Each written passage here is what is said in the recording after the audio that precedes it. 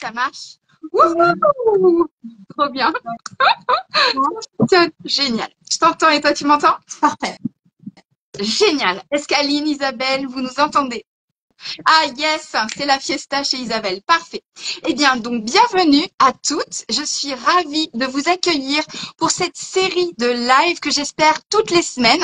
Et donc, j'ai aujourd'hui le grand plaisir d'accueillir Sandrine. Je vais lui laisser le moment de se présenter, etc. pour pas trop en dévoiler. Est-ce que tu es toujours d'accord avec le contrat, Sandrine? Oui. Yes. Bon, super.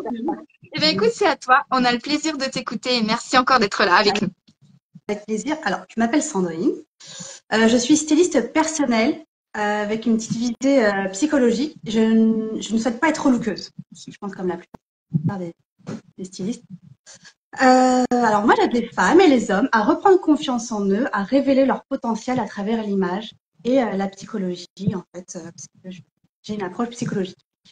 Ça, c'est ma présentation principale. Après mon parcours, justement, j'ai une licence en psychologie. Donc moi, je suis très psycho, j'ai toujours aimé ça, mais je ne voyais pas en faire mon métier. Donc après ma licence, j'ai fait un M1 en expertise en image et communication dans une super école, mais qui m'a... Excusez-moi, j'ai un chat. Bon, Ça y est, il est déjà là, notre invité. il est... Roméo. Et bon, ça va. Et avec mon master, en fait, je trouvais que j'avais pas assez d'expérience. Donc, ce que j'ai fait, c'est que j'ai fait des cours par correspondance uniquement pour avoir des stages de 6 mois à chaque fois. Donc, j'ai fait des stages justement. Alors, mon premier stage, c'était pas avec Christina Cordula, c'était avec une agence de presse mode pour voir un petit peu parce qu'en fait, on sait pas vraiment. On dit je veux travailler dans la mode, mais on sait pas vraiment ce que c'est tout ça. Il y a plein de choses dans les magazines. Il y a plein de choses. Et c'est pas l'agence de presse, c'est pas quelque chose du tout qui m'a plu. J'ai vu comment ça se passait, je suis super contente, j'ai rencontré des super personnes, mais c'est un milieu très stressant, trop stressant. Je suis super contente d'avoir connu ça pour me dire j'ai appris quelque chose, je le referai pas dans ma vie, jamais. Donc j'ai trouvé un stage 3 mois à ce moment-là, parce que j'avais déjà fait 3 mois avec Christina Cordula. Ça c'était génial, je l'ai eu, mais j'ai vraiment eu de la chance. Et c'était vraiment à ce moment-là, justement, je crois que j'ai été choisie parce qu'il fallait avoir une approche psychologique. Je faisais tous les accompagnements coiffure et maquillage. Bon, coiffure, c'est toujours pas mon truc, mais c'était génial. Donc, je faisais pas vraiment le stylisme. Elle a tellement aimé qu'après, elle m'a redemandé de travailler avec elle, où en fait, j'étais assistante styliste. Donc là, je faisais coiffure, maquillage et j'assistais tous les stylistes et c'était très formateur. J'ai adoré parce qu'il y a toujours cette approche psychologique et qu'en fait, Christina Cordula, elle touche à tous les, enfin, je veux dire à tout le monde, hommes, femmes. Il y a eu des caissières, il y a eu des avocates. Donc en fait, tous les types de personnes. Et, euh, et entre-temps, bah, justement, j'ai travaillé aussi au Bon Marché où j'étais assistante styliste, où j'ai rencontré Isabelle Thomas. J'ai travaillé 2, 3 fois avec elle. C'est une femme super gentille. Et gentiment aussi, comme une groupie, tu vois, j'ai pris mes bouquins, je lui ai dit, est-ce que je pourrais avoir... Ah, je ne les ai pas pris avec moi. Est-ce que Ah je peux oui, avoir un Isabelle. autographe et tout ça? Et elle me les a gentiment fait. Et avec vraiment le mot Sandrine, experte en style, j'ai fait, oh là là, tu sais, j'avais genre 20 ans, j'étais super contente. Donc ça, c'était génial. Et j'ai travaillé aussi avec Nathalie Oliver, qui est aussi connue sur les réseaux sociaux. Enfin, ça, c'était vraiment tout le monde du luxe. Donc j'ai pu voir vraiment tout. C'était vraiment super, vraiment. J'ai pu aussi côtoyer des stars et tout ça, donc c'était super. Vraiment, j'ai adoré mes expériences de stage finalement.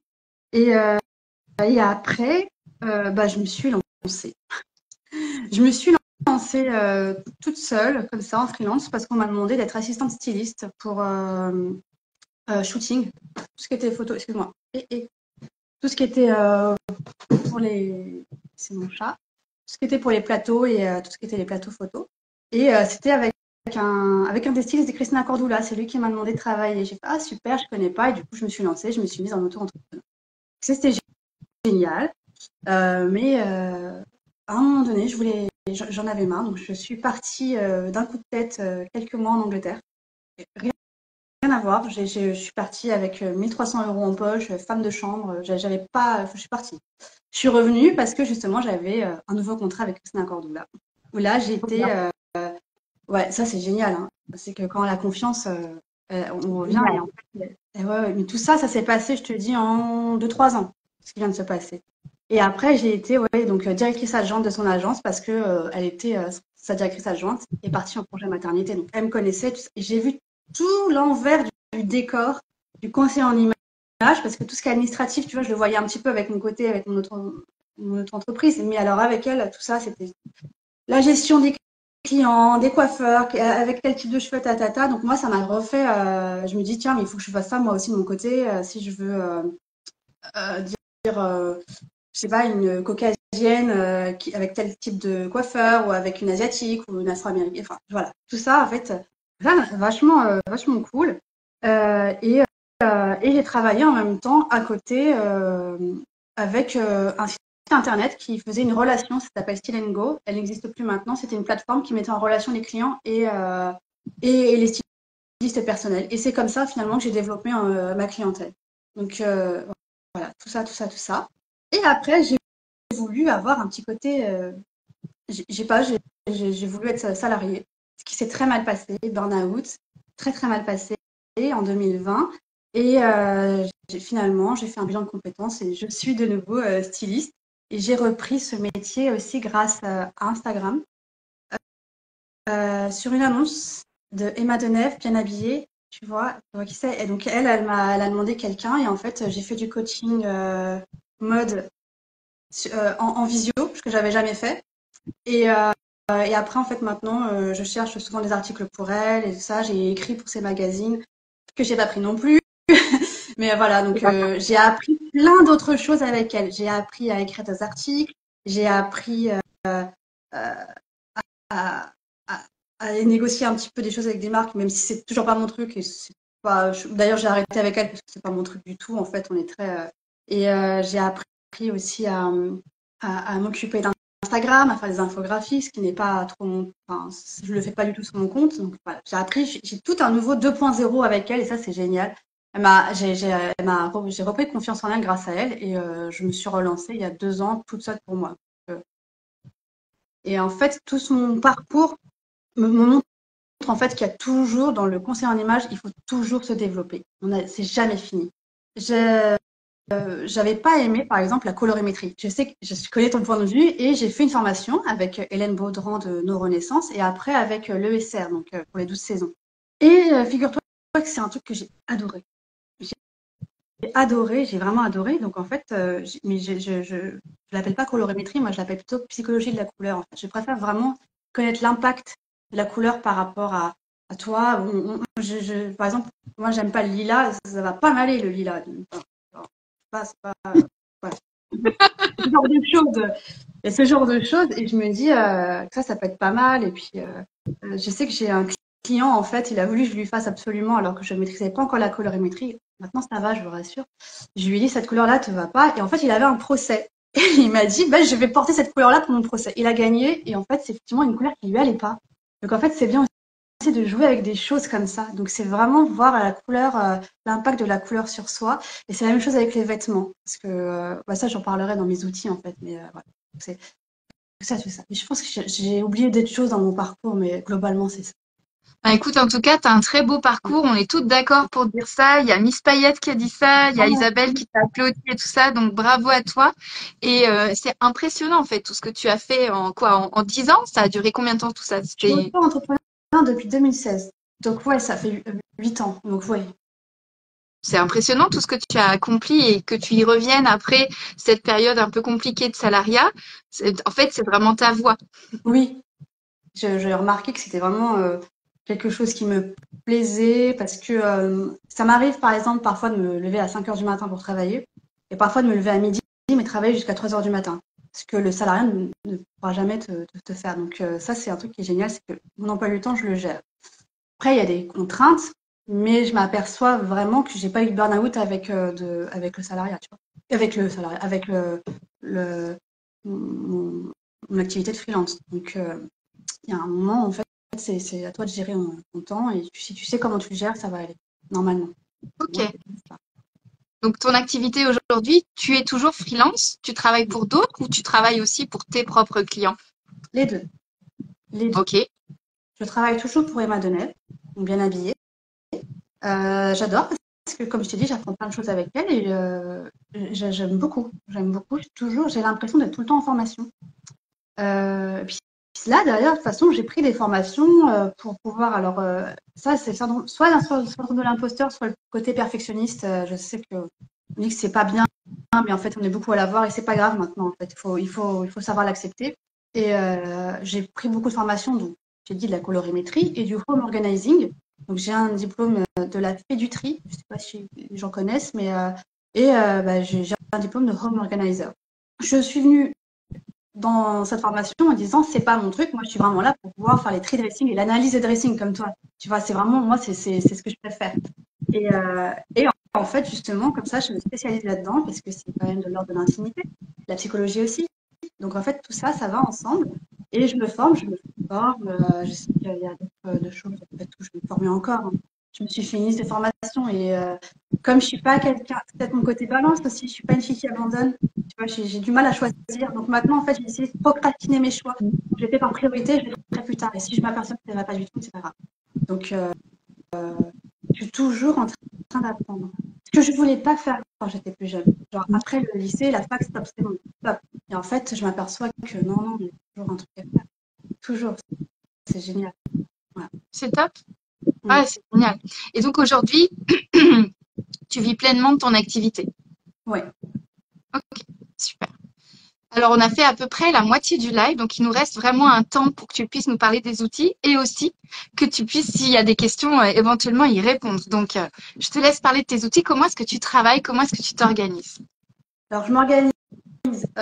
J'ai arrêté l'agenda depuis 2 ans, ce qui est compliqué parce que j'étais très mes to-do list. Alors, je le fais encore. J'ai c'est tout bête, j'ai un weekly planner et j'écris vraiment ce que je dois faire comme ça. Et je m'organise, ça dépend en fait des missions que j'ai. Quand je dois écrire, par exemple, des articles, quand je dois vraiment trouver plein de vêtements pour des clientes, que ce soit par lien, parce que je fais des distances maintenant, en fait, grâce à ce que j'apprends maintenant. Et en fait, tu vois, c'est très dur à répondre parce que en tout cas, la gestion d'emploi du temps, c'est pas encore mon truc d'ailleurs. C'est vraiment soit je me lève très tôt et je travaille, mais je me mets à peu près 1 à 2 heures pour me préparer parce que j'ai besoin vraiment comme avant quand j'allais à n'importe quel boulot ou quelle fac, je mettais une heure pour me préparer et 1 heure de transport. Et ben, j'ai décidé de faire pareil chez moi parce que sinon, en fait, si je me mets directement tout de suite, je n'arrive pas, je suis sous l'eau et je suis en train de procrastiner. Je suis sur les réseaux. Et non. Donc, j'ai décidé de me mettre à peu près 2 heures à me préparer. Et après, je me mets à fond. Et depuis 2 mois, ça marche assez. Je me mets un chrono, en fait. Tu vois, je me mets 3 heures pour faire ça. Et j'essaie de le faire. Et puis, si j'y arrive pas et que je suis en plein dedans, je me rajoute une demi-heure, 1 heure. Mais généralement, j'essaie vraiment de condenser ça en 3 heures parce que sinon, j'y arrive pas. Donc, ça, c'est pour les trucs qui me prennent la tête, vraiment. Euh, Sinon, c'est vraiment, par exemple, c'est tout ce qui est bouche à oreille, si tu veux savoir comment j'ai mon réseau. Je suis en train de créer un site internet. Oui, ça prend du temps. Là-dessus, je suis pas tout ce qui est administratif et tout ce qui est vraiment comme ça. Pour moi, en tout cas, j'ai beaucoup de mal. Pour les autres, ça va. Mais pour moi, c'est pénible. Euh, Sinon, pour mes outils, alors qu'est-ce que j'utilise là? Par exemple, là, j'ai quand même pris quelques petites choses. Ça, je pense que tu es très familière avec. Tout ce qui est colorimétrie, par exemple. Alors, ça, la roue des couleurs, comme ça, c'est génial. Bon, j'en ai en plusieurs versions. J'ai tout. J'utilise beaucoup les bouquins. C'est peut être bizarre, justement, le pouvoir des couleurs. Je pense que les gens, je sais pas si tu connais. Celui-là, non, mais j'en connais d'autres, ouais. Mhm. Il est bien, vraiment il est bien. J'en ai un, ça s'appelle Psychologie de la couleur, que j'avais vu en cours, que j'ai pas du tout aimé. J'ai pas trouvé qu'il y avait rien, alors que là-dessus, il y avait vraiment plein de choses. Et sinon, j'ai repris des livres que j'avais quand j'étais. Parce que je suis toujours en train de lire, en fait. Tout le temps en train de lire. Mon premier mémoire à la fac, c'était. Premier mémoire, première année. Euh, euh, Psychosociologie de la mode. Et j'avais trouvé plein de choses dans ce bouquin qui est devenu rare, il n'existe plus en fait. Et je suis contente de l'avoir. Et c'est vraiment quelque chose que j'ai aimé. Donc je prends vraiment tout ce qui est psychologie. Et après, il y a des choses, je ne pourrais pas dévoiler ce que c'est. J'utilise pour moi. Mais voilà, donc vraiment tout ce qui est psychanalyse aussi. Vraiment, j'utilise beaucoup beaucoup la psycho pour pouvoir en fait comprendre les besoins de mes clients. C'est Ok, vraiment ça. Vraiment pour comprendre le besoin, j'utilise la psycho, un peu de PNL, un peu de, je sais pas, d'hypnose. J'ai utilisé un peu de théorie de la Gestalt, mais je suis pas forcément pour, donc il y a des trucs où, voilà. Mais sinon, l'écoute, l'écoute. Ouais. ok. Et pardon, comment tu fais pour t'organiser, par exemple, si tu dois faire un shopping, comment est-ce que tu te prépares, comment est-ce que tu détermines les boutiques concrètement?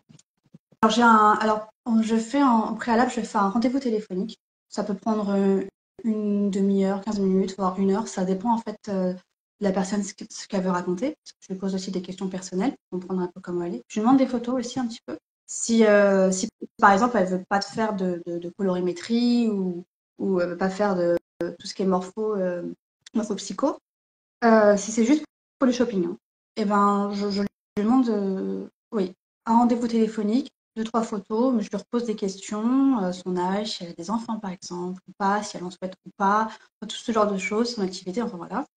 Et je lui pose, on voit les jours pardon, où elle est disponible, et finalement je fais une heure en général de repérage, shopping avant, soit la veille, soit le jour même. La veille, c'est un peu compliqué parce que, en tout cas, à Paris, dans les boutiques où je vais, ils ne veulent pas réserver la veille, donc je fais souvent le jour même, tu vois. Donc je réserve et comme ça, en fait, en 3 à 4 heures, tous les vêtements sont déjà préparés, soit en cabine, soit sur un portant et voilà.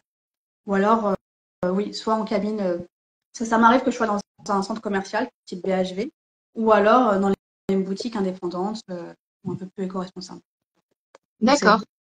c'est vraiment du repérage avant, ça c'est important parce que c'est possible qu'on se loupe. Mais si on se loupe, c'est pas grave parce qu'on a déjà repéré ce qu'il y avait en boutique, donc on peut directement aller changer quelque chose. Donc ça, c'est pas grave. Ok. Et comment tu choisis les boutiques? Ah, pardon, vas-y, excuse-moi. Non, mais après, en fait, j'aime bien, j'offre souvent, en fait, enfin, j'offre, non, c'est dans la formule, je donne un lookbook personnalisé avec les tenues, même celles j'ai prises en photo, que la personne n'a pas acheté. Comme ça, au moins, elle a des souvenirs et en même temps, elle peut voir ce qu'elle peut faire aussi en adéquation avec sa garde-robe. Voilà. Ok. Et comment tu détermines? Pardon, vas-y. Non, on m'a dit comment je détermine les boutiques. Alors, Ouais, ça va en fonction du ouais, budget, en ouais. fonction du style, en fonction du sexe aussi.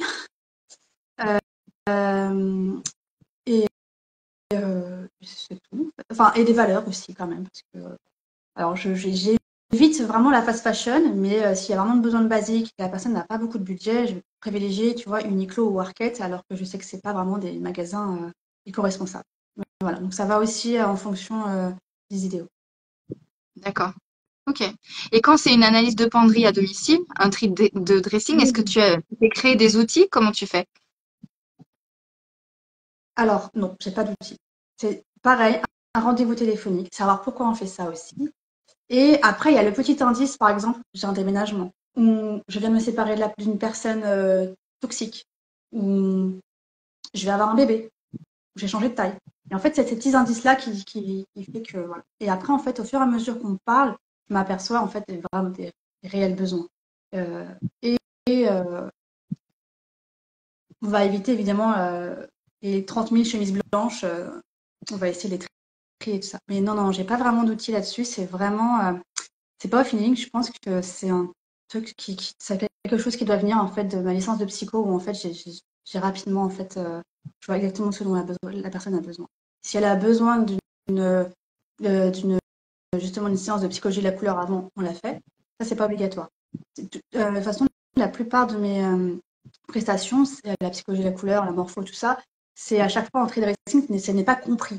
C'est en option parce que si la personne enfin voilà, c'est en fonction de la personne et c'est elle qui est plus importante, c'est pas les normes en fait et les dictats du relooking. D'accord. Cool, super. Est-ce que tu veux ajouter quelque chose, Sandrine? Osez être vous-même, c'est plus important. La plus grande Génial. relation que vous aurez, ça sera toujours avec vous-même, donc osez être vous-même. Trop bien. Merci beaucoup en tout cas pour ton partage et pour tout ce que tu viens de nous confier. C'est vraiment super. Inspirant aussi, je pense. Pour les livres, je pense, est-ce que tu pourras me donner la liste? Comme ça, on pourra aussi la transmettre aux personnes qui ont regardé le live. Bien sûr. Alors, bien sûr, il y a le replay si jamais vous l'avez pas vu en entier ou si vous avez envie de le revoir. Et pour finir, on a le temps de quelques questions. Je vois qu'il y a des personnes qui nous suivent, qui nous regardent en live. Si vous avez des questions pour Sandrine, c'est le moment. Allez-y. Vous pouvez les poser dans le clavier, avec vos claviers, c'est vraiment le moment d'y aller. Et puis sinon, de mon côté, je voulais juste te dire merci, parce que vraiment, c'était chouette de pouvoir échanger avec toi, d'en savoir un petit peu plus aussi sur toi. Donc, n'hésitez pas à aller suivre Sandrine aussi pour voir quand le nouveau site internet sera prêt. Ce sera bien de pouvoir voir et de pouvoir échanger. En tout cas, tu es la bienvenue si tu veux revenir parler de quelque chose. Enfin, ce sera vraiment avec grand plaisir de t'accueillir. Ah, c'est gentil, c'est très gentil. Écoute, j'ai rendez-vous la semaine prochaine avec mon développeur web, donc je pense que Ça va le ça va faire. aller. Mais ouais, ouais. Génial. Et Bon, je crois qu'il n'y a pas de questions. Alors encore, merci beaucoup Sandrine. Je te souhaite une bonne après-midi. Je te remercie encore. Et puis à tous ceux qui nous ont suivis, merci d'avoir été avec nous. Merci encore Sandrine. Je te souhaite une très bonne après-midi, un beau succès pour la suite des aventures pour toi. merci beaucoup, à bientôt. Merci, à bientôt.